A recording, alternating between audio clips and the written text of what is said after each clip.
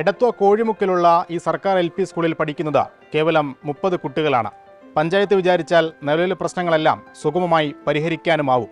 പക്ഷേ എന്തൊക്കെയോ കൊണ്ട് അതുമാത്രം നടപ്പാകുന്നില്ല. പ്രശ്നങ്ങൾ പരിഹരിച്ചെന്ന് പറയുമ്പോഴും ഈ കുട്ടികളുടെ അധ്യയനം പൂർണ്ണതോതിൽ പരിഹരിക്കാനുമായിട്ടില്ല.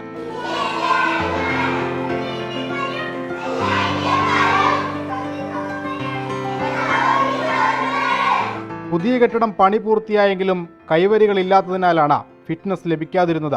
പഴയ കെട്ടിടത്തിന്റെ ഫിറ്റ്നസ് ഇന്നലെ റദ്ദാക്കിയതോടെ അധ്യയനം പൂർണ്ണമായും മുടങ്ങി.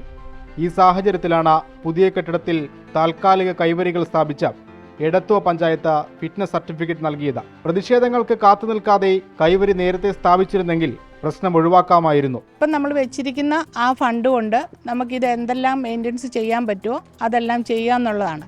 യാതൊരുവിധ പ്രശ്നവും ഇല്ലാത്ത രീതിയിൽ നമുക്ക് കുട്ടികളെ ഇതിനകത്ത് ഇരുത്തുന്ന രീതിയിലുള്ള കാര്യങ്ങൾ നമ്മൾ ചെയ്യും. താൽക്കാലിക സംവിധാനം ഒരുക്കിയെങ്കിലും 5 ക്ലാസ്സുകളിലെ കുട്ടികളെ ഒരു മുറിയിലിരുത്തി പഠിപ്പിക്കേണ്ട ഗതികേടിലാണ് അധ്യാപകർ. സ്കൂളിന്റെ പഴയ കെട്ടിടം അറ്റകുറ്റപ്പണി നടത്തി പ്രവർത്തന സജ്ജമാക്കുന്നതുവരെ ഇത് തുടരും. എത്രയും വേഗം സ്കൂൾ പൂർവ്വസ്ഥിതിയിലാക്കണമെന്ന് അധികാരികളോട് അപേക്ഷിക്കുകയാണ് പ്രധാനാധ്യാപിക സുധർമ്മ.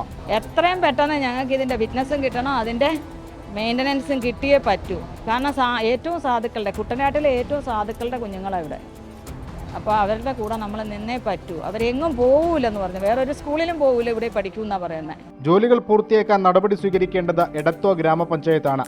പഞ്ചായത്തിലാകെ 2 സർക്കാർ സ്കൂളുകൾ മാത്രമാണുള്ളത്.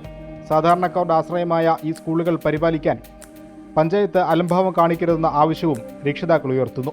സർക്കാർ സ്കൂളുകളോടുള്ള വിശ്വാസ്യതയും അധ്യയനത്തിലെ പ്രതീക്ഷയുമൊക്കെയാണ് സാധാരണക്കാരെ സർക്കാർ സ്കൂളുകളോട് ചേർത്ത് നിർത്തുന്നത്.